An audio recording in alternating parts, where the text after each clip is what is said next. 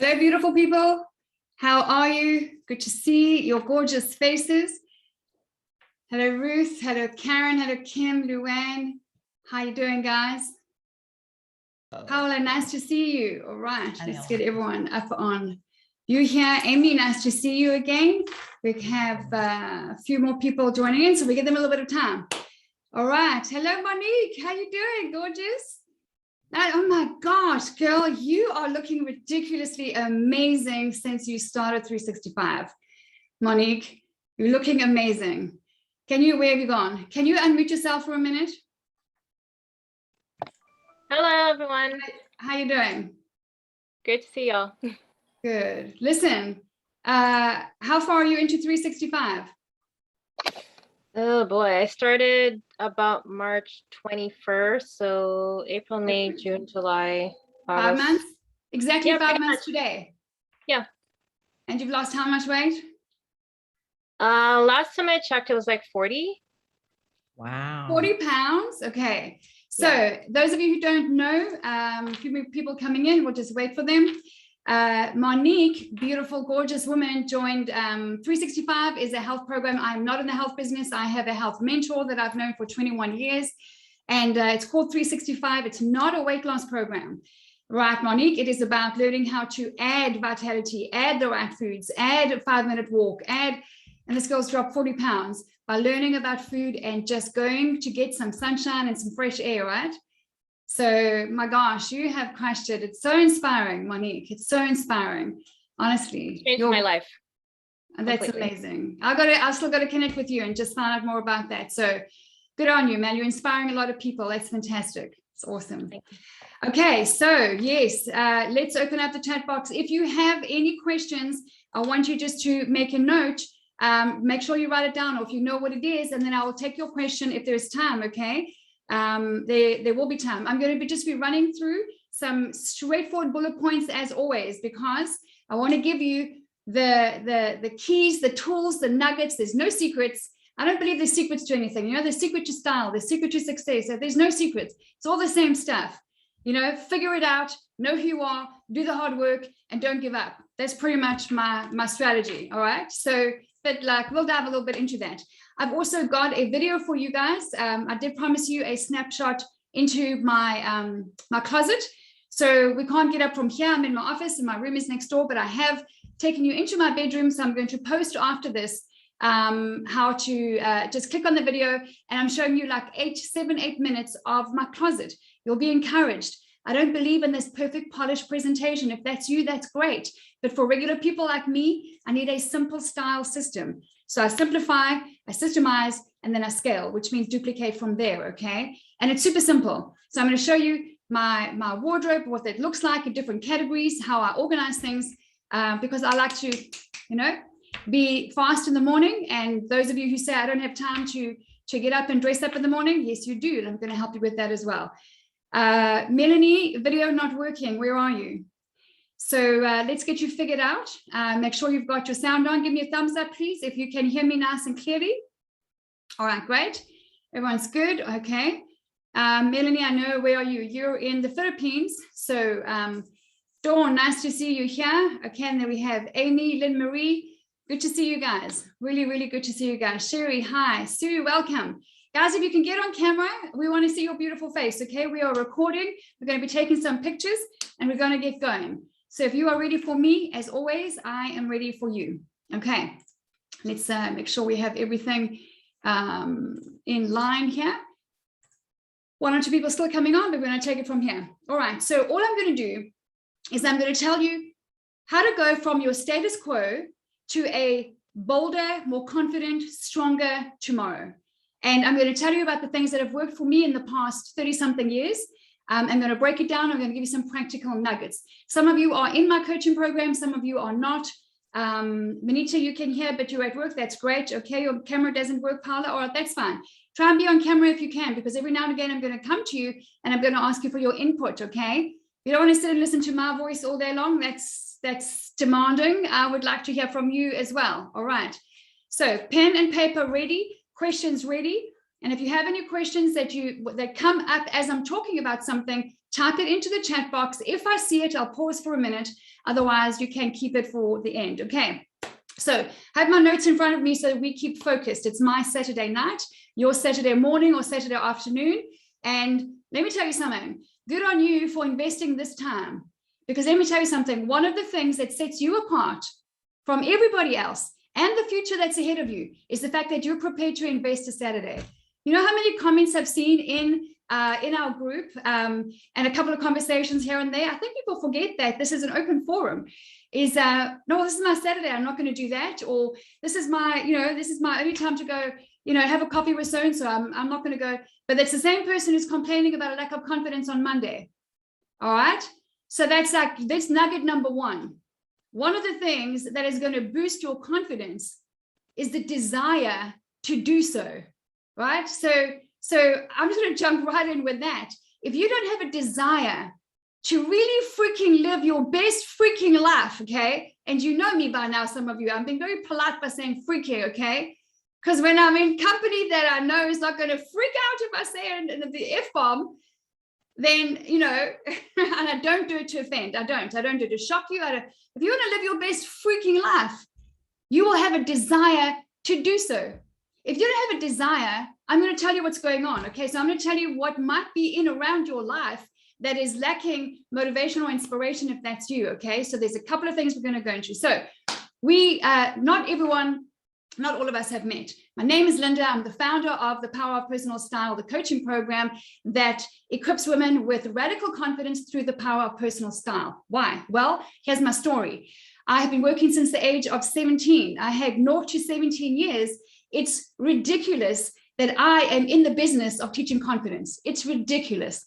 Reason being, I grew up in 6, 7, 8 different homes, pushed and punted around from pillar to pillar. I was told I was a burden. I'm in the way. Nobody wants me. Isn't it obvious? You're in a new home every 6 months. Nobody wanted me. I'm a thorn in the side. I'm the new kid on the block all the time. I don't know. I have moved 73 times in my life. I am 49 years old. That's freaking ridiculous. Anyway, there is an upside to everything. It's not what happens to you, it's how you respond to it, and it's how you break through it, and it's how you rise up out of it. So then I got to 17. By the time I got to 17, I had an encounter when I was 10 years old with a teacher by the name of Miss McBean, whose personal style changed my life. How she dressed, a teacher. So if you're a teacher, or you have been, or you teach, you have a special place in my heart. So at the age of 10, Miss McBean changed my life, and that's another story for another time. So by the time I got to 17, no home, no job, no money, no car, no nothing, kicked out by my number 4 stepfather, saying, okay, off you go, here's $50, good luck. And I had no education, and I was the youngest. I was 17 years old. One skill I had was I knew how to dress. I knew how to suit up. I knew how to power up. I knew how to power down, because I had been studying it and watching people and checking people out and keeping from the age of 10. And then I realized, if I'm going to leave home in a year, and I knew that at 16, I need something. And it was personal style. Personal style has taken me all over the world, opened doors, got me noticed, recruited, promoted, headhunted internationally, even proposed to more times than I care to share. Because like an idiot, I would go yes to all the proposals. And then, that's just not wise. Anyway, fun and games, we learn. Geez, did I learn? The point being, okay, I got to a place in my career where I had traveled 44 countries. If you know me, you know I've shopped in all of them. Yes, had champagne in all of them. And 44 countries, major, sales awards, and best salesman in Britain, and met the late, great Nelson Mandela, and married an awesome man. I've got kids, all looks good, right? I mean, it was looking great on the outside. But the truth is, I was probably the best dressed broken woman in the room on any given day, any day of the week. Doesn't matter where we went, who we were with. I had zero self-confidence, zero self-esteem. I did not believe in myself. But boy, did I have desire. Boy, did I have desire to break all of that. I had more desire to break free from what I was raised in and go after what I wanted than anything else. Nothing came before that. It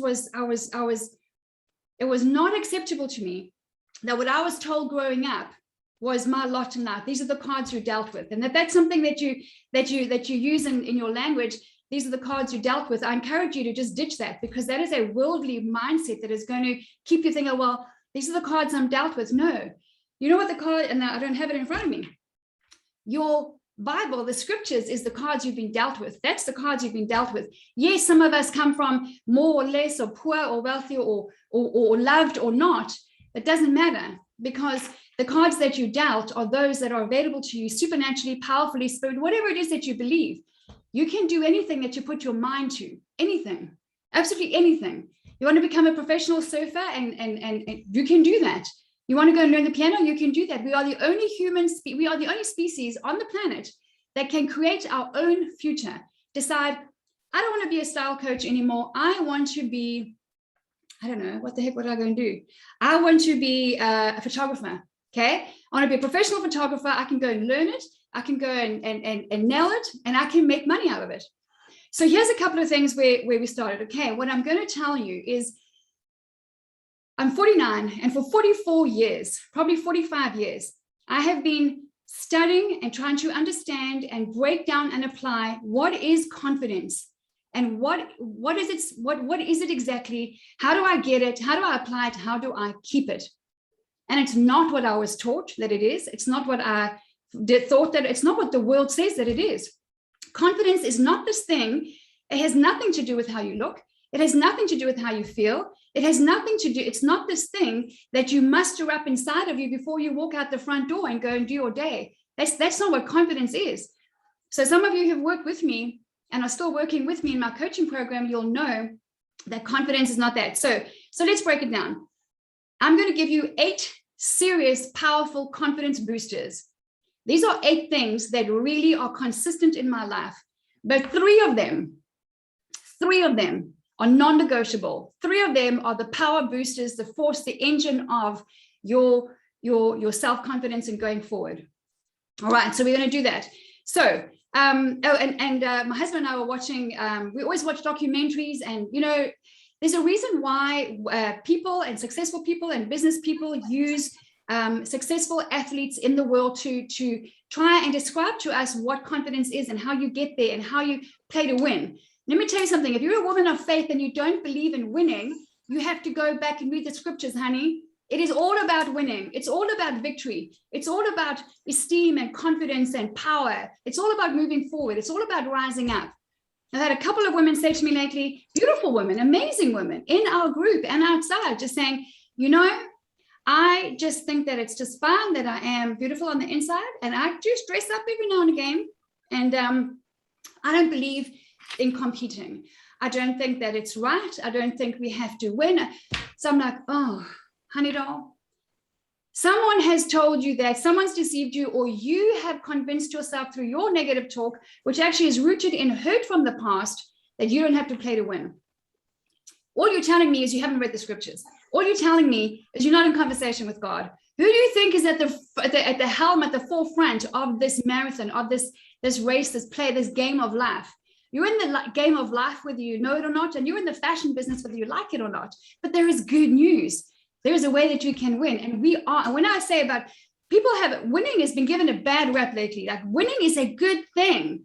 Okay. So I'm going to just go back onto gallery view, and I want to see, and please be honest, if you're on camera, and a bunch of you aren't, which is unfortunate, because here's the other thing that's going to really help you to stand out and really get strong and really get confident. If you pitch up to a webinar about confidence and style and winning, you want to get up and dress up and attend on camera, okay? Maybe some of you are at work and you can't. Maybe some of you, I don't know, but you want to get online and you want to be seen and you want to interact. So hands up, is there anybody, please be honest, who doesn't believe that winning is a good thing, or going out to win is a good thing? No? Okay, that's great. Maybe, Monique, okay, a little bit. All right, so we're going to talk a little bit about that for a couple of minutes, okay? We're not going to dive deep into it, but thank you for being honest. And there's others here as well who are not on camera. Winning is in your DNA. And winning sometimes gets a bad reputation. Why? Because some people who win are assholes. They're complete schmucks. They will treat people rudely. They will be you will see all the ego, you will see all the, and winning has become this, like, it's, especially in a Christian environment, my gosh, people don't like to play to win and don't compete. You must have no such thing as far as I'm concerned as a participation trophy. Okay. That's just nonsense. That someone says showing up is half the job. No, it's not. No, it's not. Showing up, you did squat to show up. So you breathe and you sat. There's nothing. Okay. Amy, I love winning. I'll compete with myself all the time. Nice, Paula, excellent. Your last PB, your last personal best is what you're competing against. Don't think that you're not competing. Are you single and you don't want to be? You're competing with women in the marketplace that you don't even know, because there's a man out there who wants to marry you, who wants to marry, right? There are women out there who want to marry as well. You're competing. How you dress, how you carry yourself, how are you connecting, how are you meeting new people? Are you online? You're competing. You're just not in a race next to each other, down when it goes on mark and say go. But there is a gun, let me tell you something, and there is a mark and there is a go. If you are aiming for a promotion or you're looking for a promotion, and we've had a bunch of people who've been promoted lately out of our program, it's fantastic. Don't be fooled. You are competing with other people in your company, even people who are not in your company right now, because good companies are always looking for good people inside and outside of the organization. You're competing.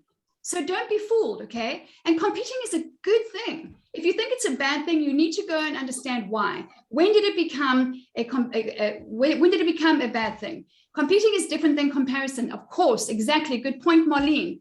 Very good point. You don't want to be comparing, and we're going to get there. You want to be competing, okay? Because you want to play to win. You want to get up, dress up, be that bold light on a hill, go and have that awesome day. And some days are wins and some days are not. But listen, okay, so we're going to get there. So we were watching, Michael Jordan. Okay, everyone knows Michael Jordan. Most people don't know that Tim Grover was his coach, or one of his coaches. So Tim Grover, about Michael Jordan, hands down the best player, in his sport in the world. Hands down, a lot of people say the best sportsman, the best athlete that's ever lived, Michael Jordan. His coach says of him, he is not, he's only 6'6". So some of those guys are like over 7 feet tall. So when he first got in there, the guys were saying, yeah, no, listen, MJ, you're like 6'6", don't be too cocky. And he had that against him, they say. His coach said of him that he wasn't the most natural athlete that he's ever worked with. And he also didn't have the best physique, physically as an athlete. But he had what no other athlete he's ever worked with had. And that was desire to succeed. There were two people that he's worked with, Kobe Bryant and Michael Jordan, out of all the athletes. And he said to the guys, all right, so see you tomorrow, 3:30. Two people pitched up at 3:30 a.m., Kobe Bryant and Michael Jordan. Everyone else pitched up at 3:30 p.m. There was nobody on the pitch. They're like, where's everybody? Where's everybody? Competition evokes panic in me, depending on what the game is. But some games, I will annihilate my competitors. Okay, so Monique, it's good for you to go there. If you get panicked, so depending on what the game is, maybe depending on who the competition is, it's really important. That's something that you want to go and spend time on. Go and journal that, or in prayer or in conversation, or go and work on that, because competition is a good thing. Personalities are different, of course. Some personalities like to win all the time. Everything is a competition. Everything can be turned into a competition. Even a fun thing at home. My husband, my son, who's 14, said to me yesterday, I wasn't sure how I felt about it. He said, we were doing something. And then he sat back and he laughed. He's like, Mom, you're the easiest person to get into a competition on the planet. I'm like, no, I'm not. He's like, oh yeah, you are. We were doing something with our legs. And then he said, okay, well, let's see who can hold it the longest. I was like, no, I'm not going to do that. So he secretly, he dropped his leg to an angle that you're not allowed to do if you're doing this competition. So I said, no, put your leg straight. And I showed him. Then I got in the competition and I won. But he laughed. He said, I did that on purpose because I knew you would correct me and then you would get in the game because you want to win. Not everyone is like that, okay? And it took me a long time to be okay with that in me, because that was beaten out of me, physically, emotionally, everything. As a kid, I was sexually, physically, and emotionally abused. It took me a long time to work through these things, but boy, oh boy, is it worth it. And I'm going to give you a couple of these things. Okay, so what is confidence not? Confidence has got nothing to do with being arrogant or egotistical. It's got nothing to do with that. A lot of women are worried about being confident and bold because they don't want to come across as arrogant. Arrogance is a condition of your heart. It's got nothing to do with your self-confidence. So if you're worried about that, you may want to check what's going on in your heart. And if you're not an arrogant, egotistical person and you want to be bold, there's good news. You're not going to come across that way. Everything starts with your heart. Okay, so what is confidence? Again, if you've worked with me in my coaching program, or maybe you're not there yet, the confidence chapter talks about this. Confidence is rooted in the Latin word fidere, which means trust. So self-confidence means self-trust. This is so, so important. How much do you trust yourself? I mean, as a person, as a woman, and we all have multiple roles, maybe as a mother, a friend, a sister, a daughter, a businesswoman. How much do you trust yourself? Number one. And I'd encourage you to write down on a piece of paper on a scale of 1 to 10. Maybe you don't want to answer it right now. You want to give this some real thought, because this can be a game changer for you. If 10 were outrageously 100%, on a scale of 1 to 10, how much do you trust yourself? Because when I wrote that down some time ago, I'm like, I was surprised at what came out there on the 1 to 10. How much do you trust yourself, 1 to 10? Overall, in anything. Someone will say, oh, well, in my business, I'm more confident, I trust myself. Yeah, no, overall, as a woman, as a person, how much do you trust yourself? Trust yourself for being honest all the time with everyone, for never, pulling the wool over people's eyes, for being honest, for being open, for being trustworthy, for being committed, for being loving, all those things. How much do you trust yourself? So confidence means trust, self-confidence. And they are the 8 things I'm going to give you that boost your self-confidence. So this is good news. You don't have to muster up this invisible smoky thing inside of your chest to be more confident. No, there are practical things that you can do to become really, really confident. This is if you're a homeschooling mom. This is if you're running 3 businesses. This is if you're in corporate or a teacher or a preacher or a nurse. It doesn't matter what your role is. It doesn't matter what your role is. There is a purpose, and then you play that out through your role. So we're going to get there. All right. So let's get into that. I've written down here what's really, really important is for me, I go from, it's like know thyself, build thyself, give thyself. Okay. So those 3 things, you want to know thyself, because that's where your self-confidence builds. Confidence in trusting myself makes me want to cry as its trust is quite low. Jacqueline, that's awesome. Thank you for sharing that, because you won't be the only one. And I also, some time ago when I did this, mine was lower than I thought it should be or that it would be. And there's a reason for that. And there's good news with that as well. So you want to write that number down. So you want to know thyself. You want to build yourself up with skills and value, and you want to give of yourself. You want to go into the world and give of those skills and give of that value. Because once you move your focus off of yourself, your self-confidence and your self-esteem will go up. And we're going to get into those objectives. Okay, so playing to win. Winning is in your DNA, period, full stop.com. There is no doubt about it. If you're a woman of faith, go read the scriptures about winning. If you're not, and then everything around you tells you that there is a position you've been given, an opportunity in life. There are players in and around you. Some are for you, some are against you. And you have been given the gift of life to get up, dress up, and go and play this game called life. How do you want to play it? What do you want to wear? What's your jersey? What's your game? Where do you want to live? These are great problems to have when you don't know how to solve them up front. We're going to break it down. All right. So one of the things that I have discovered a lot through years and years of coaching and training, I've been working for 33 years, about 19 of that has been for myself, is it's a beautiful and noble thing if you want to go out and change people and the world. But you can't do that until you do the work on yourself fully and deeply and consistently, because it won't be trustworthy. This is really, really important. So many women, and that's fantastic, so many women have got a desire to change the world and go and help people and raise them up. But you've got to ask yourself, do I have the results that I need in every area so far to the best of my ability? And it will continue, that I can actually go out and do that. Because I've done it in the past years ago. I started coaching in an area that I had some results in, but not all at all. I burnt out. It didn't last. It wasn't sustainable. So so almost 10 years ago, I set out to start working on myself. And I worked with a coach and mentor by the name of Danny Johnson, who turned my life around 8.5 years ago in February 2013. So, and I had been a coach and a trainer for a long, long time. I am a coach in specialized fields. I'm not a business coach. I'm not a life coach. I've been given messages saying, oh, thank you for being a life coach. I'm not qualified as far as I'm concerned to be a life coach. Life spans a lot of things. I have specialized in the area of presentation skills, communication and negotiation skills, and style skills. That's it. Those are my areas of specialty. So, and for now it's style. And that's and outside of that, I'm not a coach. Can I encourage you? Because do I again? Of course I can. But that's focus. Okay, so let's break it down. Playing to win is in your DNA. If you are a woman who is distracted by men or women in the marketplace and you get disgruntled by the fact that you earn less than them do, I'm going to challenge you right now. If you are in corporate, or if you are a coach, or if you are in any kind of field of work where you feel disgruntled by the fact that as a woman you earn less than men, I'm going to tell you to stop being distracted. You should be, the way to win your game is to get up, dress up, and add the most powerful value that you can to that organization, that company, or that environment, or those people, and you will, what you sow, you will reap.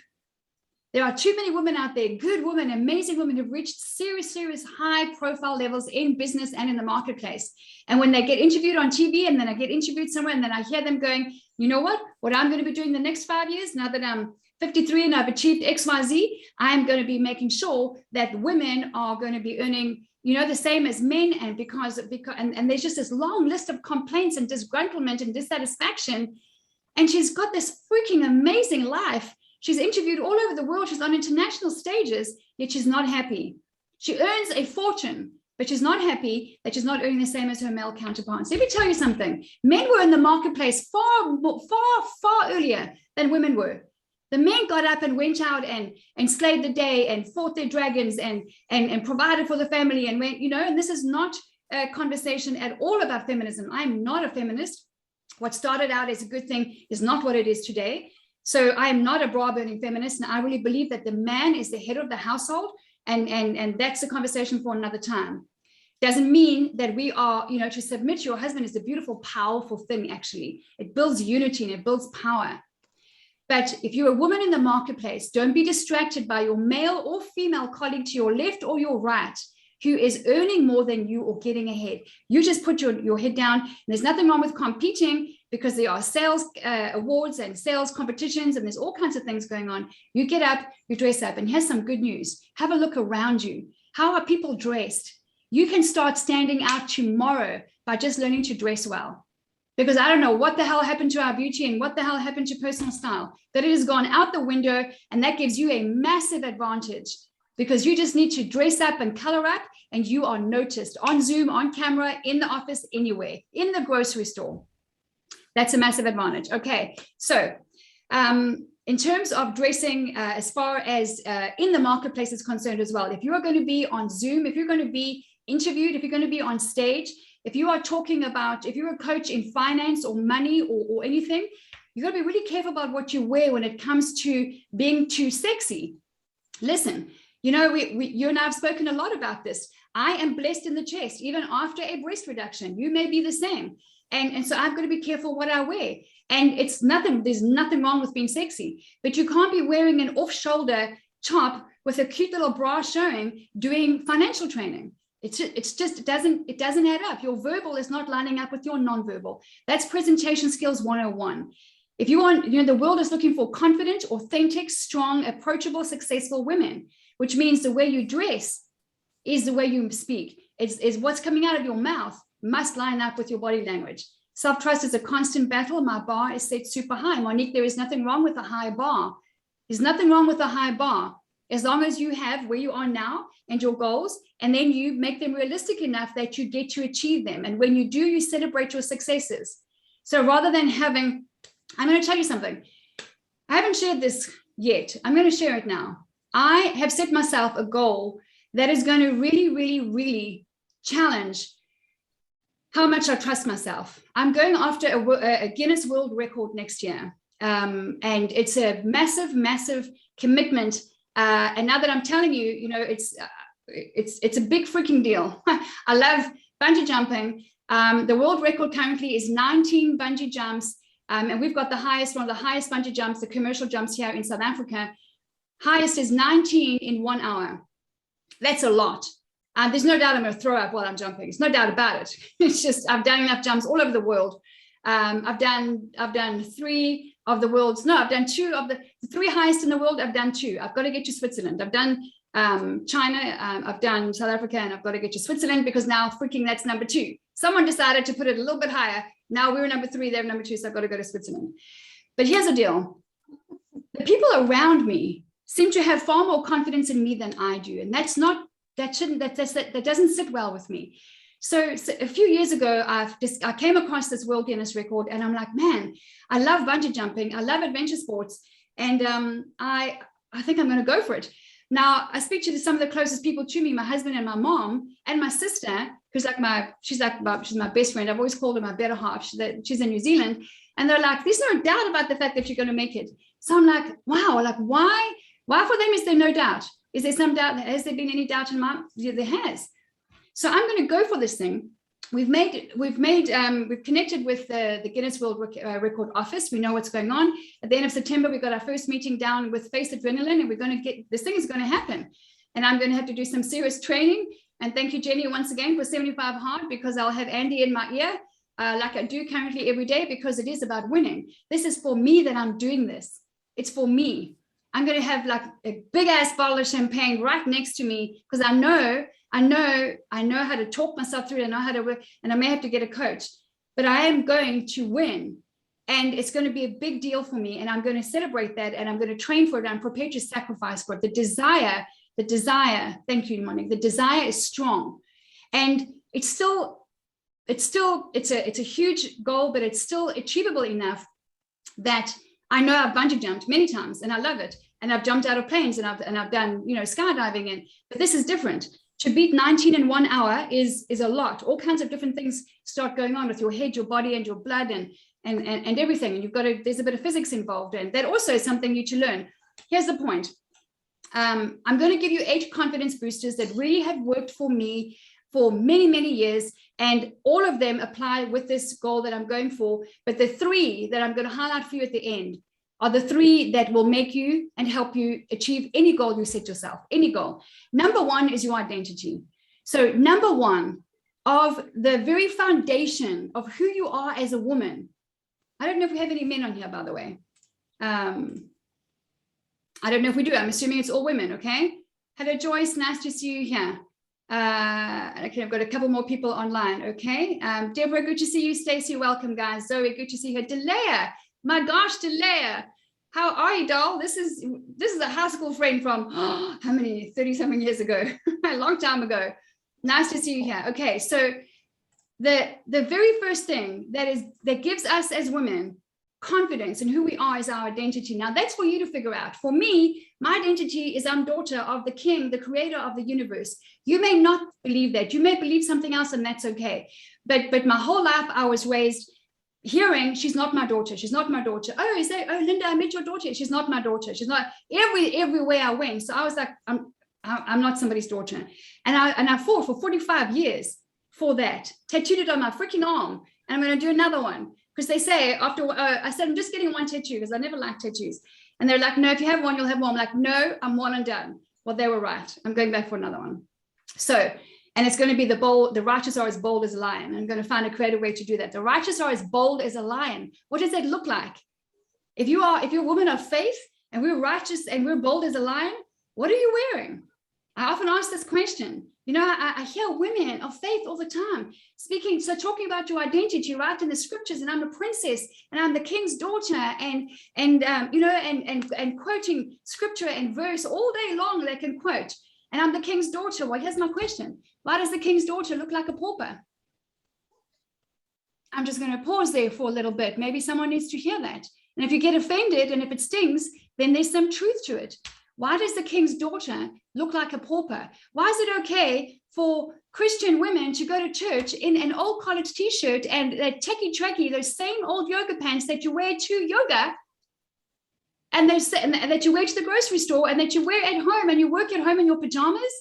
No way, man. That's not the game. You're not even on the bench. You're like, I don't know where you're at. You're not even on the bench. Okay. There's a game happening and you don't even know about it. That's not how you were designed. I'm not saying it's not okay to dress down at home and be comfortable. I have lots of makeup-free days. Okay, I have not looked after my skin for 49 years, and it's kind of starting to show. I'm like, oh crap. So maybe I got to, I was always in the sun, and my sister was the one putting hats on, and she's like, Linda, sunscreen. I'm like, yeah, whatever. 49 years later, I'm going, Donna's skin. She looks like she's 51. She looks like she's 40, honestly. She's got peaches and cream skin. She's beautiful. So where was I? The game, okay? There's nothing wrong with dressing down, but you actually want to invest in a couple of items at home to wear that's called leisure wear or at home wear. I have a little shelf in my closet that you'll see when you press play on the video. I have a little shelf and that's my leisure wear. And I wear that at home. And it's cute and it's comfy. And if somebody does unexpectedly turn up at my front door, I don't look like the Rocky Horror Picture Show. And they're not going to get a when they see me, which happens sometimes on some front doorsteps, okay? So there's nothing wrong with that. Your identity is absolutely the first solid foundation to your self-confidence. You need to figure out what that is. And I hear so many women say, but I'm trying to figure out my purposes. Let me help you with that. Your purpose is to be his daughter. Your purpose is to be his daughter. That's why you were designed by the Father as a daughter to love him, love yourself, and love others. That's it. You're welcome. I just figured it out for you, okay? That is your purpose. How you play that out as a singer or as a surfer or as a nurse or whatever it is, that is how you play that out. That's how you love people in a certain way with certain skills. But our purpose is to be his daughter. So with that in mind, you're like, okay, well, that is the most celebrated position on the planet for me. What does that look like? I'm going to dress up for that a lot. And I also know that, my Father who created me has me getting dressed every single freaking day. There must be something in this. Have you ever thought about that? So you go to your wardrobe once, twice, sometimes thrice a day, and you have to get dressed or changed. And you either can let it be a barrier and a pain in the butt and a frustration for you, or you can nail that sucker and make it work for you, right? Make it work for you. So your identity, that is number one, who you are. And I'm going to say something that some people don't like. I'm going to say it anyway. This is my show, create your own, okay?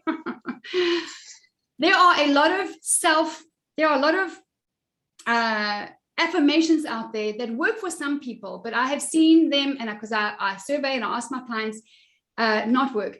The whole I am beautiful, I am worthy, I am the king's daughter, I am, I've asked a lot of women this past year and a half, how is that working out? How long have you been saying I am every morning? Oh my gosh, years and years and years. How's it working out for you? Do you believe you are powerful? Do you believe you are beautiful? Do you believe you are? And they're like, no, it's actually not me. Okay, there's a reason for that. And especially he has one that says, I am enough. I am so dead against I am enough. I'll tell you why. We live in a world that teaches us that, it sells stuff and not skills. So in the world, we were told we're not enough. We're not tall enough, short enough, wide enough, narrow enough, young enough, or whatever. We're not enough, right? So what's our response? I am enough. I am enough is the response. I hope this isn't mute. Guys, if you'll just mute yourself, I've got some chats going on in the background. That's great. Thank you.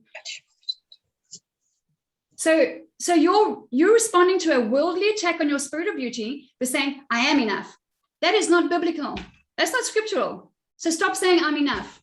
Stop saying I'm enough, because that is not the level of conversation you should be having. You're way more than enough. Have you read the scriptures?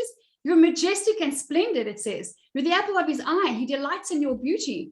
It's just, you're awesomely and fearfully made. You are like his prized creation. How does that sound against I am enough? No, man, no. That's not a winner's mindset. I'm enough. Do you think Michael Jordan goes out there and goes, I'm enough? No, he doesn't. He said, I'm the freaking best, and I'm about to go and take down the best on the other team, and I'm going to have fun doing it. Okay, and of course he puts the work in. So identity, number one. Number two, new skills.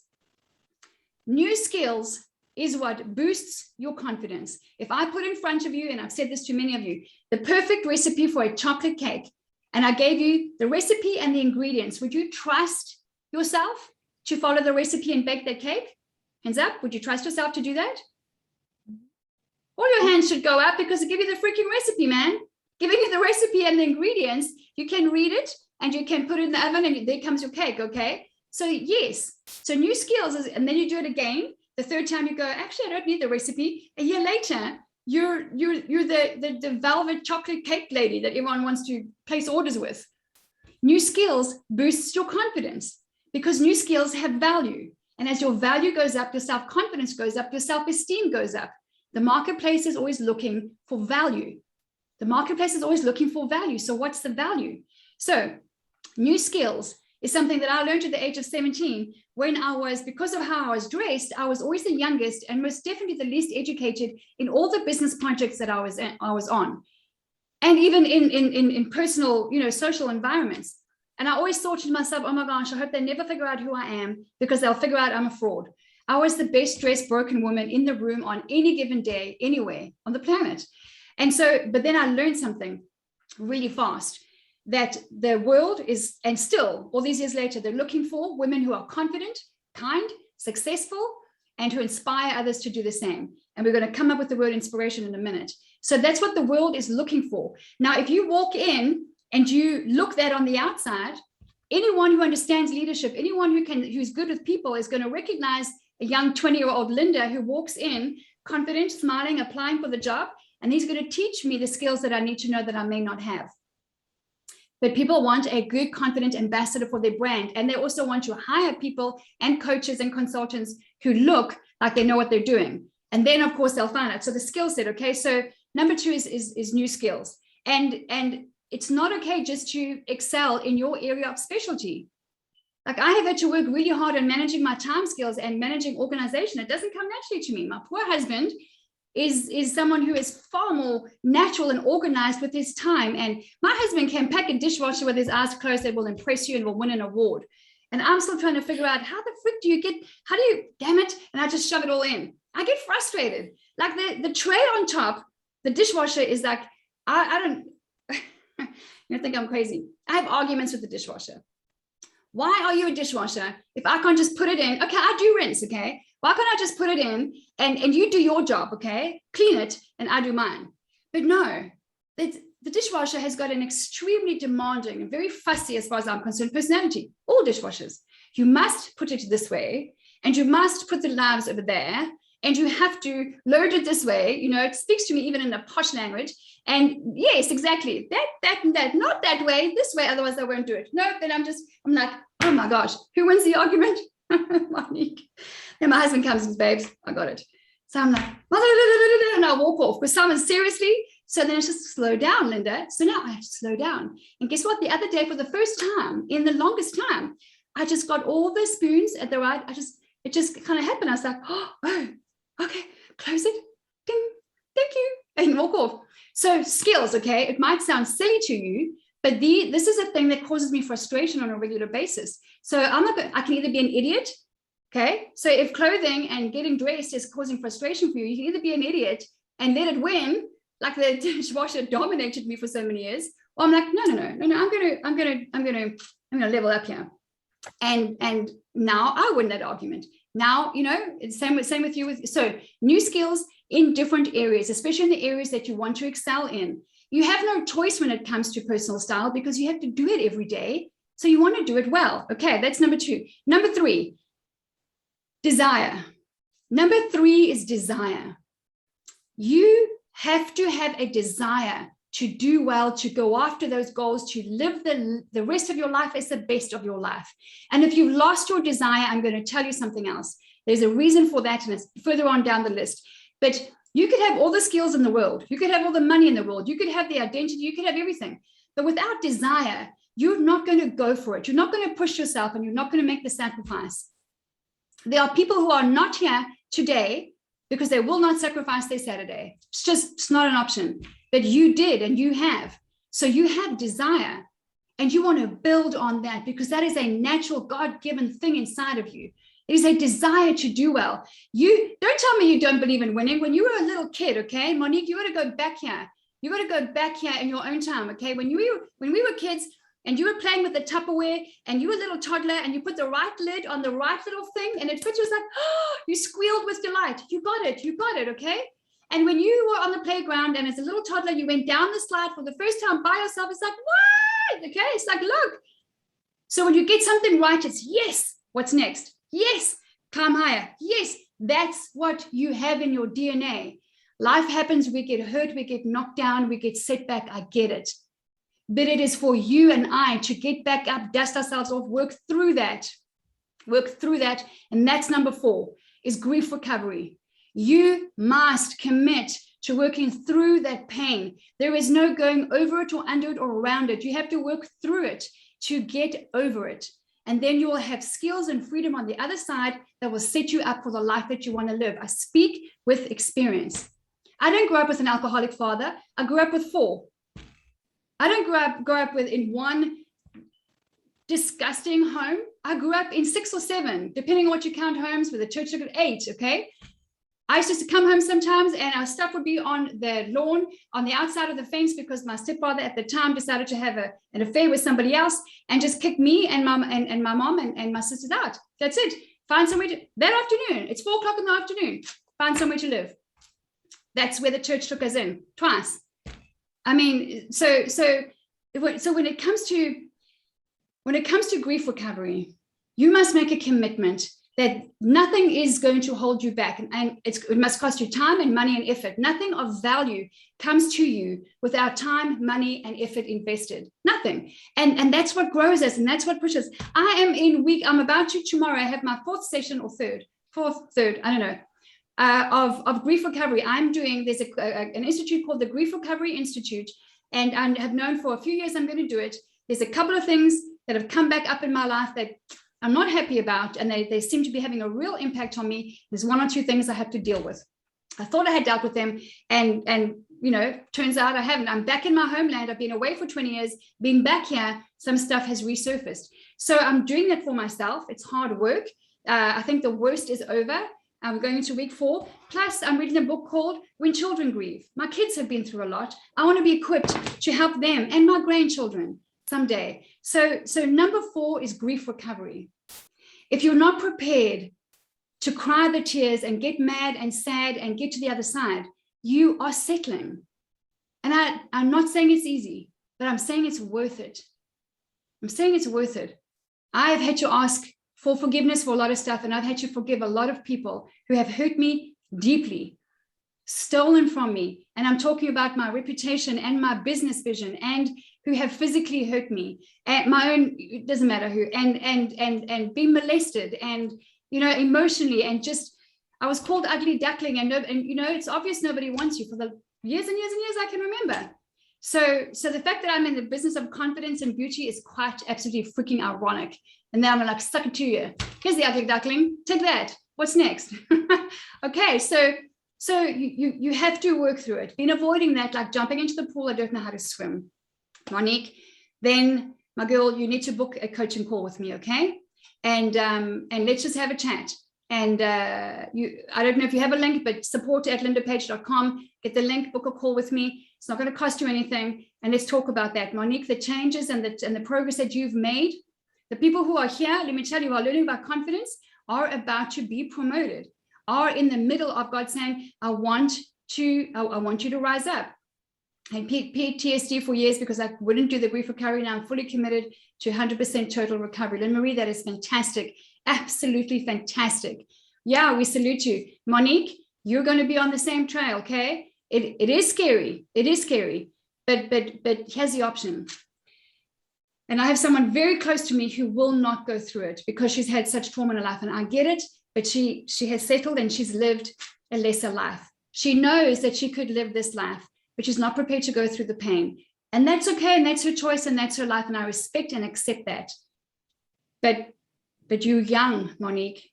You're young. You have so much time. I'm 49. I'm not even halfway. Like I'm in the first act of the first part of my life. I'm like, if it's taking me this time I'm like, shit, I've learned all this stuff. Now I'm like excited. Now I've got like another 50 years. Like, wait, like watch what I'm going to do. I don't know, Monique, you can do this, okay? And I will be one of many people around you, championing you on and encouraging and supporting you. You can do it. You can do it, okay? I'm 37 already. Whatever. What do you mean already? Whatever. Who are you talking to here? We've got 49 years old. I've got clients who are 76, and my most recent client just passed her bar exam, and she's 67, I think, or 63. It's a retired pastor, and she just did law, and now she's like, now it's part 2. Like, that's awesome. Okay, 37. Honey, let's hang out. Okay. I'm 65 and just starting life over. I love that. I just love it. More and more women are doing that. More and more women are just saying, hang on a second. Hang on a second. I missed the freaking message here. I'm not done. And I'm learning, and here I am. And if it takes me a year to figure things out and do grief recovery and build a beautiful wardrobe, that's what they're doing. And that's awesome. Okay, number 5, vision. You know this. Vision, vision, vision. You need a vision for what you want to do with your life. When my coach asked me 8.5 years ago, if you knew you couldn't fail, what would you do with your life? I'm like, what? I couldn't answer the question for the longest time, because I wasn't even trained to think that way. There I was living this international career and life and traveling. And if you knew you couldn't fail, what would you do with your life? I was too scared to write down fashion. I was too scared, because I'm like, in my heart, I knew it's never going to happen. Well, here I am. I'm a style coach. Am I going to have my own boutique one day? That's always been my desire, but I always wanted a little shop. No, I started in a different way. God changed my vision. Here I am doing this. If we're going to go to Italy next year, if it's not, thank you, COVID, it might be 2022. We might be going to London, by the way. If your name is on my list as a client for Italy for 2021, it might be London. We're going to figure things out. London is freaking awesome. Even if you've been there, you haven't been where I'm going to take you in London. PS 57. Let me just see what's going on here. We'll soon be 55, Ruth, and finally started to take action to change my life. Awesome, Ruth. Fantastic. You're rising up, okay? You're rising up. Jacqueline, 57. Yes. I mean, just fantastic, Jacqueline. It's never too late. Yes. And don't be one of those women who doesn't want to share her age. That is just BS, okay? It's BS. It's fear-based. Why? Because the world has said you're not young enough. So the world has said you're not young enough. So women have raised up in that. And then they go like, it's rude to ask a lady her age. No, it's not. Don't be ridiculous. How old are you? 67. Great. Now I know what I'm dealing with. Someone with some serious experience who's got some life under her belt. I can learn from her. And we can learn from 5-year-olds, by the way. So, okay, that is number 5. Vision. You must have vision. If you don't have vision, I'm going to give you number 6, and this might be the problem, is your environment is going to contribute to or take away from your goals and being confident in life. Your environment is everything. I'm telling you, for as long as I live, I'm going to credit my coach, Danny, beautiful, powerful, ridiculously gorgeous woman who came into my life in 2013. And God just sent me this like beautiful woman who just gives it straight. And she said, your environment is everything. And you got to look at your 5 closest friends. And that is who you are. Who you hang out with is who you are. Now, if you're the strongest and the best dressed and whatever out there in your group, you're playing small. Okay, you're playing small. If you are the best dressed, if you're the strongest, if you've traveled the most, you're playing small. You got to make some new friends. Okay, because you're putting a ceiling and a cap on there. Zoe, 24, ready to learn from women older than me. Fantastic. Zoe, good job that you have enough humility that you can see the value of the women right here in front of you on this webinar. Absolutely fantastic. You're going places. How do I know? Because when I launched this business, I made an earnest prayer, and I cried a lot through it. And I said to God, send me the women that you want to raise up. Send me the women that you want to promote, that you want to show them how beautiful they are, and that you know that there's something that you want to pull out of them that the world needs. Send me those women. I get women that I respectfully decline on a regular basis. Some of them don't like it.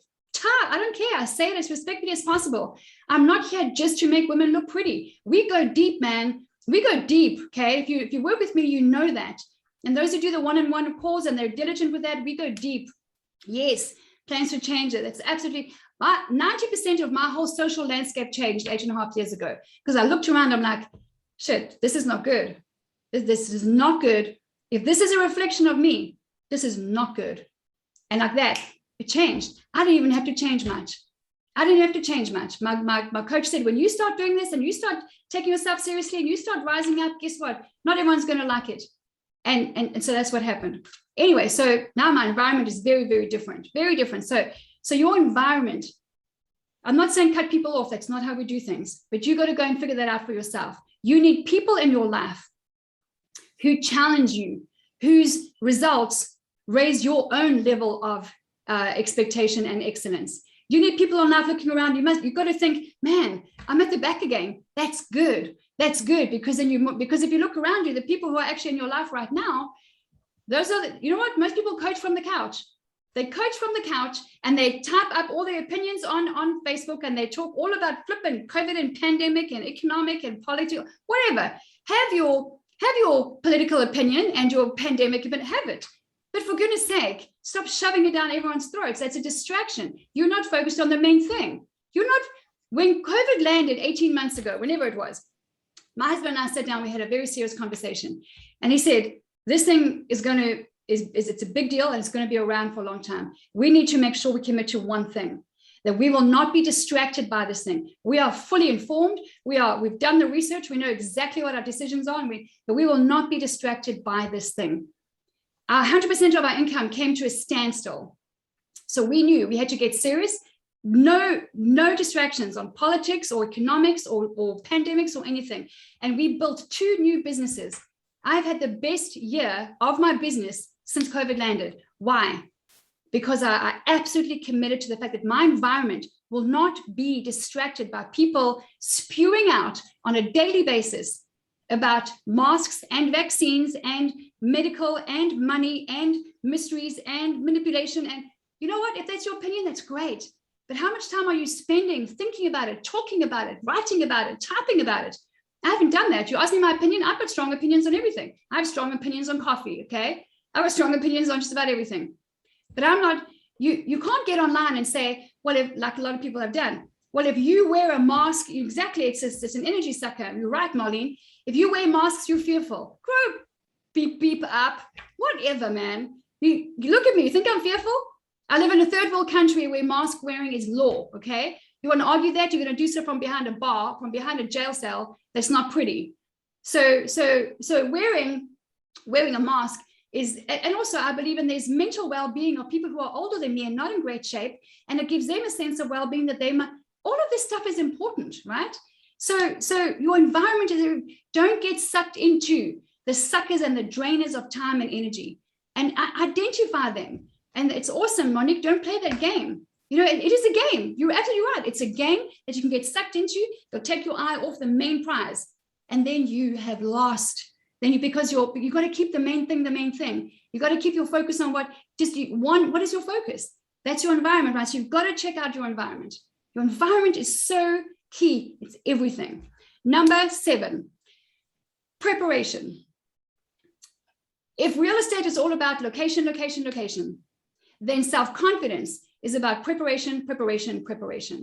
You have got to get into the habit of preparing. The best, most successful companies and consulting firms in the world run 2, 3, 4, 5 simulations of a negotiation or of a deal before they even send their people out to go and do the deal. So dry running and practicing. What do you think the top athletes do? They don't win the game on Friday. They win the game by practicing in the week, getting up, put the jersey on, same practice, same drill, dribble, not shooting for hoops, dribble. The painful, irritating, same old stuff. But that's where the grounding gets strong. That's where the foundation builds. Preparation. Because you've heard it, when opportunity and preparation meet, that's when things happen. So when you get up and you dress up and you're prepared and you're working on skills, and guess what? It's not coincidence that so many of my clients say, I can't believe this has happened. Well, since of course I can't believe I've been invited onto this, or I'm now, a representative on a national health forum, and I can't believe I was promoted. I've been trying 4 years, and yes, believe it, because you've been preparing, you've been training, you've been dressing, and you've been going out there for that. So preparation is everything. You've just got to get into the habit of preparing. Now, your closet is something you have to face every day. Prepare it, organize it, practice, get your style file done, all of those things. It's essential. It's preparation, okay? And how you do one thing is how you do everything. Style is a mindset. It is not limited to what you wear. How you think should impact everything. So if you want to be a woman who is classy and stylish and fashion forward and modern and modest and successful, are you standing that way? Is your body language communicating the same? Are you on Zoom calls, by the way, where it still blows my mind. I've got people on Zoom calls and I see it all the time, and I'm on a call and they're going like this. Okay, they're like having their own thing going on over there, and then they listen, and then they go like this. What does it tell me? It tells me I never want to work with that person. It tells me I never want to work with her. Why would I? Why would I? That would be a liability. That would not be an asset at all in my company. So you need to really be sharp with if you're getting up and dressed up and you're on Zoom, good job. Good job. But if you're still working your way to figure out what that looks like, good job. Most people are not. You have a head start. The Olympics or track or field or whatever you guys call it, and the 100-meter sprint, you've got like a 10-meter advantage already, just based on personal style. In fact, I make it 20-meter advantage. You only have to run 80 meters. Everyone else has to do 100. They're like, you know what everyone is saying? Or no one else is dressing up. I'm gonna give you an answer for that now. Okay, so number eight, of course, leaving the best for last. Personal style, personal style, personal style. It is the Ferrari in your closet. How you dress. If a woman walks in, a beautiful woman walks in, and she's well dressed, she's well put together, right? And let me just go to the gallery view so I can see by a show of hands.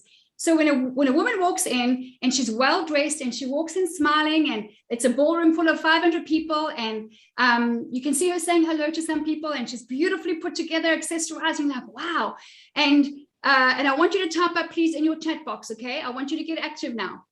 When a beautiful woman walks in and she's well dressed and she's smiling and she looks confident and she's talking to people and she goes and takes her seat, what do you think of her? Give me some descriptions.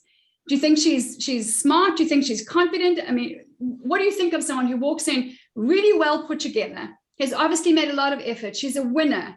Okay, she's bold. Come on, guys, give me lots, give me go, just go for it. She's confident. Yes, confident and successful. Always want to meet them. She knows what she's doing. She has it together. Absolutely fantastic. Yes, she's a leader. She's confident. She's successful, smart, confident, in control, engaging, glowing. I want that.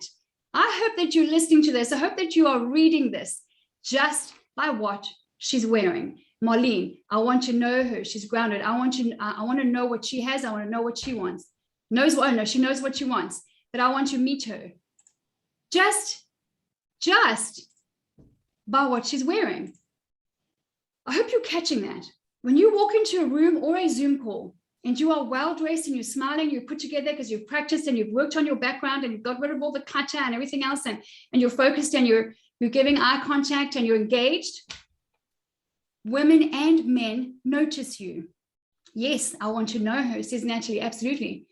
Women and men notice you. Now, when you get noticed, you have an opportunity to expand your confidence, your influence, your network.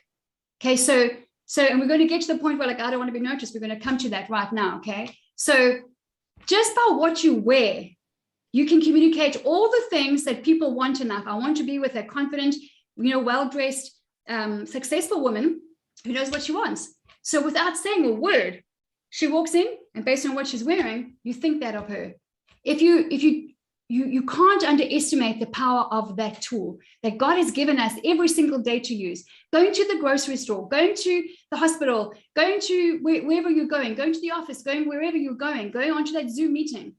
Get up, dress up, and make sure that you're not wearing, something completely inappropriate at the bottom, because sometimes you'll have to stand up. You just never know. Be prepared for the fact that you may have to stand up, okay? And if you're wearing teeny tiny old pajama shorts, it's not a good look. All right, so be prepared. Personal style is a powerful vehicle. And if you think you're good at it, well, like my coach once said, that what you think you're good at, you'll never master. I heard that 8 years ago. I'm like, oh crap, I think I'm pretty good at style. I need to go to work. I need to sharpen my blade. Honestly, though, sometimes I'm intimidated. Okay, Lynn Marie, so that's a very good example. A lot of women are. So here's the thing about being intimidated. Women who are bold and well-dressed and take care of it and have really taught themselves that skill because it's important to them. There's two kinds of women like that. There's one who, yes, a lot of women will be intimidated. Now here comes my saying, every day is Tuesday, right? We get to choose. We get to choose how we respond. So the woman who's really aware of herself is going to understand that sometimes her bold, strong persona and her image is going to contribute to others feeling intimidated. Okay, because it doesn't mean she's intimidating, but the perception is that she's intimidating. Okay, so we deal with perception, not your intention. I don't walk into a room to intimidate others. I don't. But does it happen? Yes. You know how many women have come to me at conferences and meetings and social occasions and have come and said, Linda, I need to ask your forgiveness. I've been judging you because I've been intimidated by you for 3 years. I'm like, what? 3 years? 3 years? And she's like, but I've got to know you and I've heard you here and whatever. And we got to meet, and I give her a hug. I'm like, thank you so much. Thank you for having the courage to tell me that. And can we have lunch together, or can we meet for dinner, or whatever it is? Thank you so much, because that helps me, you know? And then I ask her, like, when did we first meet, or what happened, or whatever? And that feedback is essential. But it takes courage on the part, Lynn Marie, of the woman to go to that woman. So one of the ways you can break it down is go to that woman and compliment her. You know why? Because well-dressed women often don't get complimented by other women, because other women are intimidated by them and they're envious. And we deal with that in our coaching program. There's no time for that now. There's a script for that. There's a moment that you can turn that around into a moment of power, just like that. So I don't think I can pull myself together that well. Exactly. Yeah. And Lynn Marie, hello, you're crushing the 75 hard. Hello, you're crushing, you know, new skills and gaining. Of course you can. You look absolutely beautiful, by the way. I can see what you're wearing. So you can pull yourself together that well. Of course you can. That, you know, if you think you can or think you can't, you are right, said Henry Ford, right? So start thinking, I can, and I am, and I will. And that's it. So it all starts here. Okay. So that is personal style. Let's move on. Now I'm going to bust some of your objections. Okay. I'm going to go to the things that I hear a lot of you saying, yeah, but this is, you know, I can't, whatever. Let's go there. Number one, is there anybody here who is waiting for the wait? And a lot of you are not on camera, so I can't see you. But thank you for your honesty. If you're waiting for the wait and you're dressing down and you're not really getting to grips of getting up and dressing up now and putting your best foot forward now, I've got a question for you. How is it working out for you so far? How is it working out for you? Okay. I'm not saying it's easy. I have had weight issues my whole life. I grew up hoarding food because I was scared that we were going to run out. Okay. Not more since I started listening to your videos. That's awesome, Paula. It's fantastic, just fantastic.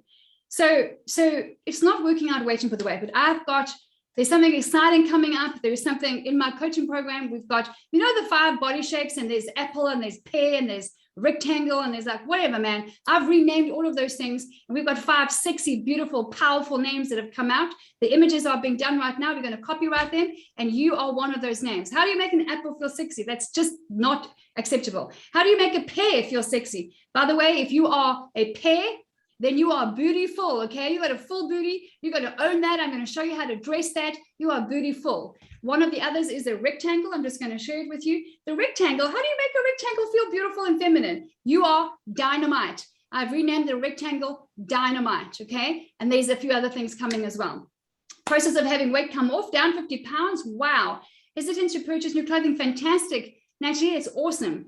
Absolutely awesome. Don't wait either. So while, you know, have an interim little closet, even if it's just a few little items. Yes, Monique, booty full, okay? So full double L, like double L booty, double booty, okay? Another L on there. We are going to just put sexy names, beautiful, empowering names on these bodies and on these descriptions. And when I'm like walking around with a cane, you know, and like struggling at 95 years old, I'm going to hear someone else talking about, this is the one shape, beautiful. This is the other shape, dynamite. And I'm going, yes, if I just do nothing else but change, get rid of apple and pear and all those things, I'm happy. So don't wait for the wait. Here's a tip I want to give you now, and the training is coming. It's new training in our coaching program.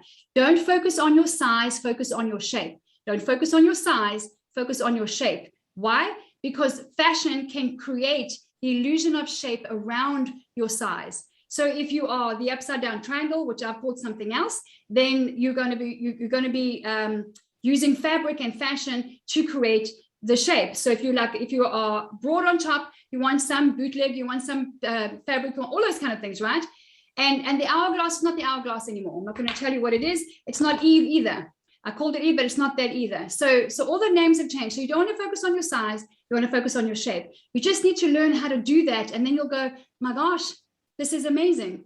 So What is it costing you, right? So if you're focusing on your weight, you're not wearing that bathing suit because you're too embarrassed about what people will think about you. You're not making memories with your children or grandchildren. You're not getting sexy and saucy and spicy with your husband or your man. It's costing you a lot to wait for the weight. It's costing you too much. Just get the recipe, get the skills, and you'll know how to do it. Number 2, I don't have any money. Looking good is expensive. No, it's not.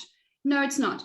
I am a bona fide rehabilitated shopaholic. I know where, what, everything. I've never been a high-end designer brand shopper, ever. Nothing against the Gucci's and the Pradas and those kind of people at all. It's just not my style. And I'm not thrift store either, okay? You know that about me. Well, don't have time for that right now. I'm somewhere in the middle. Quality over quantity. Looking good is not expensive. Looking good is not expensive when you understand quality over quantity. Next is, well, I have no motivation. Like, why do I dress up? And what's like, I just don't feel like I want to do it. And okay, number 1, that's your environment. You are surrounded by people who are saying the same thing, and you're allowing it to suck you down to the gutter level of where you don't belong. That's your environment. And number 2, I'm going to say this: gratitude. Gratitude is a powerful booster of inspiration and motivation. If you need motivation, up the dial on your gratitude, and you will see that your motivation goes up. And surround yourself by people who inspire you. Who in your life is going for a major goal? Who can you go and watch at the Comrades Marathon? Who, stuff like that. You need to be around inspiring people who are going for it, and you'll catch fire. You'll catch it like that. Here's a good one. Has anybody heard this? But nobody else is dressing up right now. So, okay. So what you're telling me is you're happy to be tossed about like a wave in the ocean. The pandemic says this, and economics say that, and politics, then this party's in and that party's out, and you're just going to dress according to what they tell you. Come on now, you're supposed to not be conformed to this world. If you look around you, just do the opposite. Everybody is just in their PJs and the old college tan t-shirt and the same old, waiting for COVID to pass on by. In other words, letting life pass on by. The people who are nailing it these days, who are putting their head down, getting up, dressing up, and going out there and living life online as well, don't let technology be a barrier for you. This between you and I see Karen, I see Ruth, I see Lynn Marie, I see Joyce, I see Kim, I see Jacqueline, and if I go further, this is not a barrier. This is a bridge. Oh my gosh, what's going on here? Okay, I see Marlene, I see Luann, I see Zoe, Camille, I see Natalie, Corinne, I see Shiara, I see a bunch of people. Minita, that's fantastic. Joni, Snape, hello, gorgeous, welcome. I see Kim. So you must be really careful about seeing your computer or your laptop or your Zooms as a kind of a barrier. It's not, it's a complete bridge. These are all human beings in front of me. And I want to give them my time and my attention, my eye contact. I'm dressing up to honor you. Dressing well is a powerful people skill. Life is about people, and the most powerful skill on the planet is people skills. And dressing well is a powerful people skill. Why? Because people are drawn to excellence, to color. We are designed for a life of adventure and of growth and of excellence. And when you dress that way, people are drawn to you. It's good for your business. It's good for marriage. It's good for the marriage you haven't had yet. It's good for your children and your grandchildren. All right. Then I'm hearing, yeah, but this is a big one. When I do dress up, I get very negative feedback and kind of catchy comments. Okay. So number 1, suck it up, buttercup. Okay. It's life, and it's something you have to deal with. And number 2, you can flip the script on that catchy biting, and it can be hurtful, right? Oh my gosh, I've had years of that. I have scripts for that. There is a way you can turn that around to a moment of power where you can actually influence that woman. She will then become an advocate of yours and of how you're doing things. You will inspire her. You just need to know what to say. We have the scripts in our coaching program, but you need to try them and apply them and repeat and focus and repeat. Okay, because repetition is going to make you confident. There's the preparation again. So I know what to say. I've got different kinds of scripts that I use when women say that. And here's one that I give on a regular basis. Next time you get up and you dress up and you go to church, by the way, which is a fantastic place to go and get dressed up and go and worship your maker. And you're dressed up and someone says, wow, where you go? And you say, to life. I'm going to life. Want to come? That's it. And you smile. And that person is probably going to smile and go, yeah, okay. Or you'll change the dynamics. but don't dress down because nobody else is. And don't dress down because other people are not comfortable with it. And I've heard someone say as well for Q&A, please repeat what you think words instead of I am affirmations. Corinne, you're just going to have to type that at the end, okay? When I say any Q&A, just type that at the end, please, if you don't mind. Thank you. So where was I? Dang it. Where was I? Don't shrink back, don't shrink down, okay? I think that's where I was. So don't shrink back because people around you, oh yes, yes it was, thank you. So when it comes to your light, you have a light that is, I believe, a spiritual light, and it can be bright or it can be dim. That's you. You are in control of that gauge, okay? Oh, nobody else. No one else can move your hand. And no, you are in control of the dimmer on your light. And then someone said to me, I'm just, you know, just a gorgeous woman, beautiful, and you know, very confident. It's like, I just am scared of dimming somebody else's light. I'm like, honey, you're not that powerful. You can't dim somebody else's light. You don't have a hand on her gauge. Only God can do that, and only she can do that. So don't use your light as an excuse to, you know, to dress down, because what are people drawn to? The light. In the beginning, they may feel it's uncomfortable. They may like, wait, you know, where are you going? But they're still drawn to it. They're drawn to it. It's in our DNA. It's in our very cells. They're drawn to the light. Here's another one, but I'm shy. Okay. And brace yourself for this. Okay. Shy is a lie. And the reason, and I'm not talking about a personality. We've got introverted people and extroverted and all kinds of things. I'm not talking about that. But people who don't want to be in the spotlight, now this is going to sound harsh, but bear with me. People who don't want to be in the spotlight and don't want the attention have become so focused on themselves that they now are not able to focus on others. Because if you have allowed life or hurts or whatever else to get in the way of you getting up, dressing up, being a bold light on a hill, loving on people, helping them, inspiring them, loving on them, serving them, then if it's so much on you, and it's ironic because it's the beautiful servant-hearted people who are normally like this. They want to be in the background and they're happy serving. They don't need the stage and they don't need the, you know, but you need to be careful of being so focused on yourself that you can't even serve others. You can't even focus on others anymore. Get the shy out of the way. It's a lie. And just remember that when you get dressed up and you're looking great, you're catching someone's eye. And it's the eye of a woman who needs your smile, who needs your kindness, who needs your compliment, who needs that connection that day. And it just might make her day a little bit better. Women are suffering so badly, divorce, and they've lost their kids. And I know someone recently whose teenage son committed suicide, and they're on medication, and things are going wrong daily for them.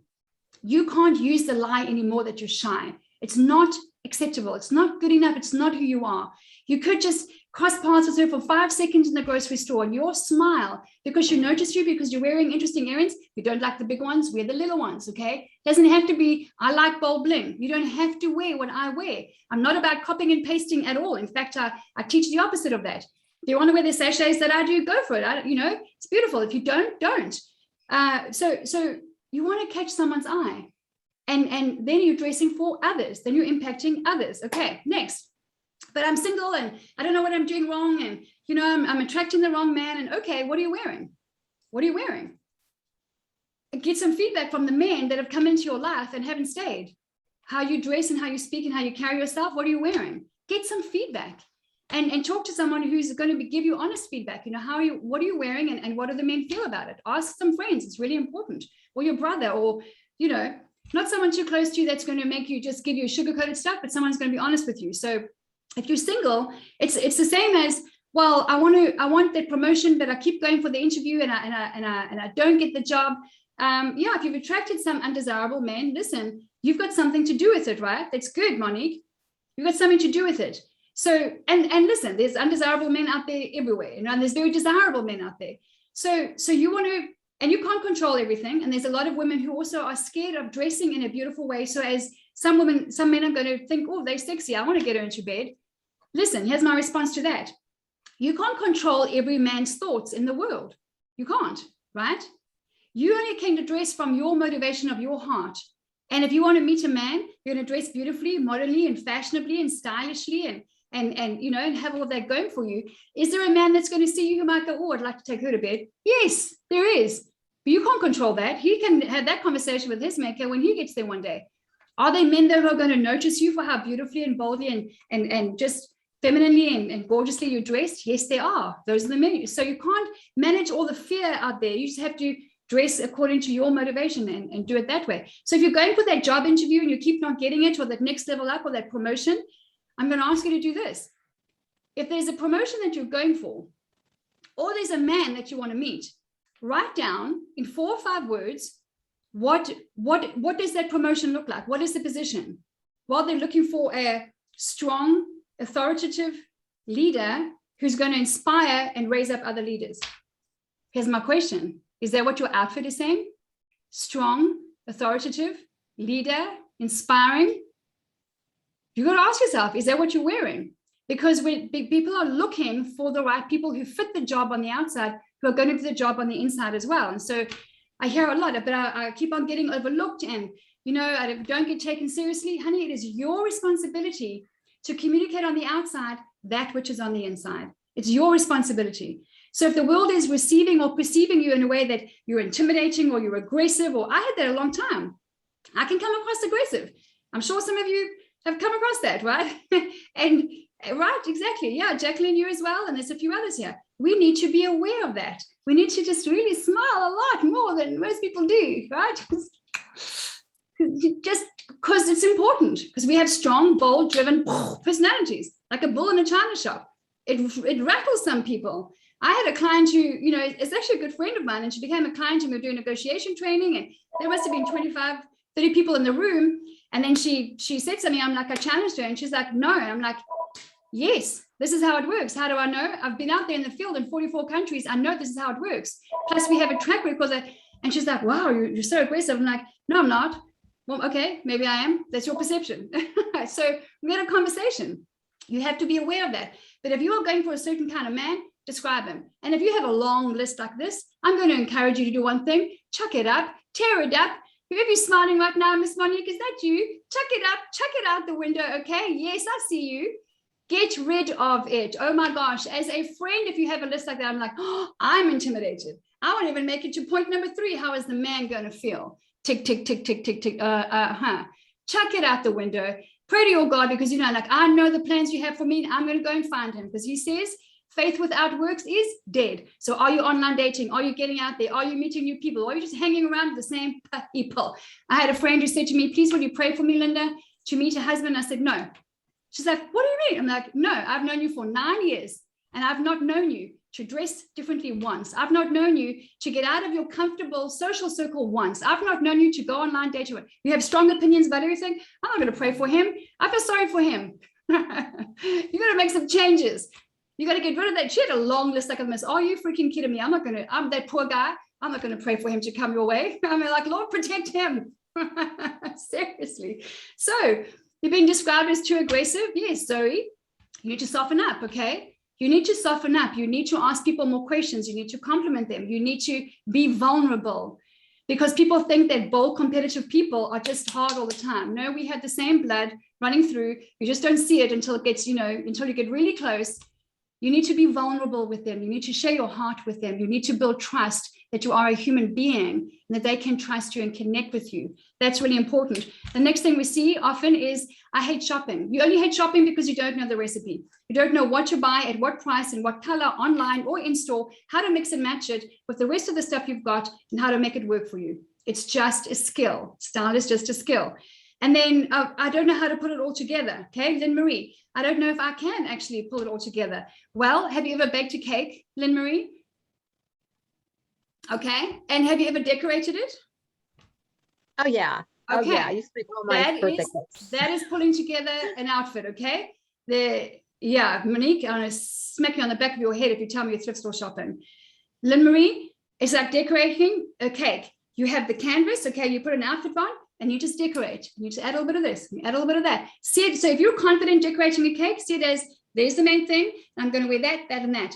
Less is more with style. I can't say that enough. Less is more. I have a bold color on here, bold here. I took my watch off here because it's silver, and I don't like silver and gold together. And I put that on, and I put that on, like, I'll put 2 on. That's it, okay? This normally stays on because this is my ring in Hebrew that is with me every single day. And that's it. I was going to try a necklace. No, that's too much. So you want to keep it simple. You've got a classy, really classy style that's developing more and more that I see now. And you want to keep it simple, but it's decorating a cake. What's the star of the show? So here, this is a mustard silk blouse from London. It's the kind of the star of the show. Here's like a backup star. Keep everything else simple, right? And if I'm going out, I'll just put a jacket on, or I'll put it's cold out, so I'll grab probably my camel colored faux fur coat. You don't want to go black because this is bold. This is bold. You don't want bold on bold on bold, but you'll learn as you go. Okay. So the Ferrari in your closet opens doors for you, attracts positive and powerful people and opportunities. You are ambassador of your faith, of your marriage, of your family, of your business, of your community. You're an ambassador. Simplify and systemize. And we must, as we are given gifts every single day, the time we're given, the money we're given, the style we're given, steward those gifts. It's just a skill. I don't know how to, I currently don't know how to bake a cake. I have no desire. I don't, and I could not be less interested. But if I needed to, for some reason, because I had to bake a cake every day before I went off out the door, or had to bake a cake once a week, I would nail that sucker so well that I'd be so confident that I have done a good job. It's like your dressing. You've got to do it every day. Nail it. Let it become, your closet needs to be your runway to the rest of the world. That's what it is. It's not a negative thing. It's a beautiful thing, and you can have fun with it. So the 3 things that really, of those 8, are seriously important: identity, skills, desire. Identity, skills, desire. Your identity is everything. You must stand on that. And all this praying and not doing, I don't believe in it. It's scriptural. It says, pray and do. Pray and knock on my door. Pray and get out there. Pray and go. And you have a spirit of courage, and you've got a spirit of love and of power and of self-control. You have everything you need, right? Skills, identity, desire. And I'm going to say this because some of you need to hear it. And this is not only applicable to women in America, but it's applicable to you if you have not traveled a lot. Too often in the week, I talk to women, or I see conversations online, or I get questions. My ears are on fire, man. I don't know why. I just look at my ears are on fire. And I've got this, I'm going to turn this heater down. Look, it's a blood red. It's just blood red. They're so hot. So if you are not well traveled internationally, okay, I see too often someone like, what time zone is that in my time zone? I live in Massachusetts. I live in Wyoming. What time? Don't be one of those women. That is just laziness. So I'm not here, nor is somebody else here to figure out your time zone, okay? That's like, this digital online life is here to stay. It's not going away. This is not a little interim period of stuff. You're going to need to be sharp online for the long run. So this is going to knock your confidence and have people think that you're an idiot. If you go like, what time is it? It's like, no, don't do that. Figure it out what it is and make sure that you triple check it. I go the online thing or the app, and then I go and manually check it twice to make sure I don't get it wrong, okay? And if you don't know how to take an international call, so many times people want to book a call with me and they're like, oh, but how do I get out? No, I'm sorry, you figure that out. This is, we are living the most globalized way of life that we've ever lived in right now. So if you want to be able to make a call to London, figure it out. There are apps, by the way. I've got an app that is our packages in London, right? This is a very European way of living. The difference between London and America, for example, those are not the only 2 countries, is with London, if you want to get a business package, it automatically comes with an international, lower rates for international calls. And there's an app called phone.com that wherever I am in the world, I can call America because most of my clients are in America. It doesn't cost me anything. It's completely free on my business package. Of course, I'm paying something, but it's on my business package. So you want to be able to make and receive calls and online shopping or international parcels in a way that you feel like, I know where it's going. I know how to get it to London. I know how to get it to Italy. I know how to get it to wherever. And that also makes you come across as stronger in the marketplace. You cannot be taken seriously as a businesswoman if you don't know how to do things internationally. Okay, that's really, really important. And then you need to hop on a plane and go travel a little bit. Okay, it's fun. We're wrapping up. So it's a couple of books that I've shared with you guys lately to read. Dale Carnegie obviously is still #1, top of the pops. How to Win Friends and Influence People. It's just been a book that we read in our family for years and years and years. There is a book called Who Not How. If you are in your business or in a way of life, or you've got a part-time business where you need to scale or duplicate and you need to delegate things, Who Not How by Dan Sullivan and Benjamin Hardy is a really, really good book. It's an audio book as well. And it's all about, and if you're not very good with time and you need to learn how to delegate, this is a really good thing. And then there's one called The Big Leap by Gay Hendricks. That will give you a real time perspective. If you feel like you don't have time, I'm here to tell you, time is on your side. Time is on your side. You have plenty of it. You get more of it every morning. Don't forget, September the 11th, we have the live workshop, Kick-Ass Negotiation Skills with Young Potgieter, okay? You don't want to miss it. If you're a woman who is serious in the marketplace about getting ahead, getting that promotion, expanding your business, expanding your income, negotiation skills is that business 101. This is not about deal making that people think that it is. Negotiation is serious, okay? So that's 11 September. And finally, if you are here, cheers, Molly, no problem. If you are here and you and I have not met and you are considering doing the coaching program, go to lindapage.com, go and watch the video. And if it resonates with you, book a call and let's see whether or not we have enough common ground to take it from there. Do not book a call if you say, I don't have time or money, or I don't know, because that's clearly not going to be the beginning of our conversation. I'm going to be asking you, what's your motivation? What is it that you want to achieve? I may or may not be able to help you. All right, but whatever that is, book a call. And it is all about the vehicle, the Ferrari in your closet, taking you from your status quo, which might be frumpy, frustrated, and overlooked status quo, to a confident, bold, beautiful tomorrow. I look you in the eyes when I tell you, as we wrap up, I've come from 45 years of zero self-confidence, zero self-esteem. I used to see a monster in the mirror. I'm not kidding you. And I studied and discovered and explored what self-confidence is. And I am a self-confident woman. And it's one of the biggest blessings of my life that I can say that. So guys, if you've got any questions, type it in or just open up your mic and I can take one or two and then we're going to wrap up and head out. Okay. Those of you who've got to go, thank you so much for joining us. Don't forget to click on, there'll be like a 6 or 7 minute video that says, here's my closet, here's how I organize things, here are a couple of ideas, and you can take it from there. Any questions? And I remember there was someone, please repeat what you think actually works instead of I am. Okay, well, I don't have an affirmation, Corinne, but I'm going to tell you what works for me is one thing that works: action. Replace your affirmation with action. Action, action, action. That gets you out there, it gets you past your fear, it gets you past that barrier that you think you can't pass, it gets you it gets you skills, and it gets you practice, and it gets you preparation, and you go like, that wasn't so bad. Action. I don't do affirmations, I do action. I get plenty of conversations with God and plenty of other things going on. I'm not a good journaler, all of those things. I take action. Every single thing that I do and debrief afterwards, I debrief with God. So I'm the action kid. I've always been the new kid on the block, so I've had to take action. So I'm all about action. So I hope that helps you. And if you have affirmations that work for you, that's absolutely fine. Corinne and anybody else, I'm not saying don't do it if they're working for you. But there's a reason why I am enough is not biblical. It's holding you back. You are responding to a worldly statement that really has got nothing to do with you. All right, Monique, I'm looking forward to you booking a call with me, and I'm looking forward to our conversation. Yeah, it's time. You've been called to step up, and so what's the alternative? It's the coffin that is your comfort zone, honey, and we're not going to do that. All right. Okay, any other questions? Type it up. Thank you so much. Delea, so good to have you here, man. Where are you? Would you open up and just say hello? What was it I lost at 30-something years? High five, Linda. Coming to me. Yes, absolutely, Corinne. Hi, to come into where I am with action or South Africa. You need to come to South Africa, by the way. It is beautiful here. It's beautiful here, okay? It's full of beauty. Oh my gosh. Don't I see the women here? The best dressed women. We have 11 official languages here in this country. The Black women, let me tell you, are hands down the best dressed in this entire country. They are not afraid of color. They're not afraid of trying something new. Right, Monique, you know this. Best dressed. We have 11 cultures, 11 cultures. They are the best freaking dressed. What was the last book you mentioned? There were 3.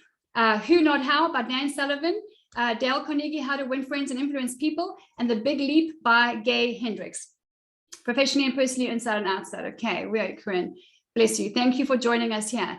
Delea, so good to see you. There you are. My gosh, it's been so long. That's just awesome to see your pretty face, man. Delea and I were really good friends in high school. My goodness, that is like way back then.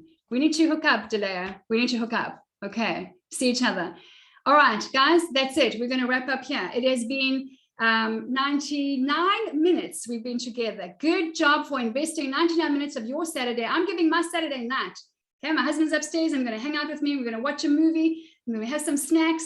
I missed some rugby. Okay, again, not the big game, but because I'm serious. I'm serious about what I'm doing. And if you're serious about what you're doing, you're just going to freaking go for it. Action, okay? Action. Get up, dress up, and be that bold light on a hill, because you are here for a reason. Others are not here for a reason. You need to remember that you are being raised up. Ruth, Karen, Kim, Monique, Luann, Melanie, Lynn, Delea, Manita, Shiara, Amy, Sherry, Anne, Deborah, Joni, Zoe, Stacy, Natalie, Corinne, Catherine, and Maria. He is raising you up. I know that because I prayed for specific women like this. It's my privilege to come alongside you and do life with you. So guys, wish you well. And I'll see you during the week in Dress to Connect. And those who are in the coaching program, I'll see you on Tuesday. Bye.